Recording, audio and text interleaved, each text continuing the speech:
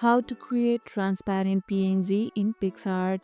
Need a clean image with no background? Here's how to save as a transparent PNG in Picsart.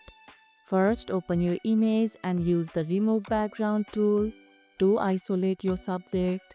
Refine the edges using the eraser or mask tools for a clean cutout.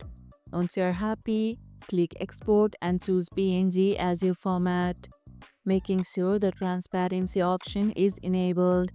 Save your file, and now it's ready to use on any background you like. Have you used transparent PNGs for logos or stickers? Tell us in the comments below.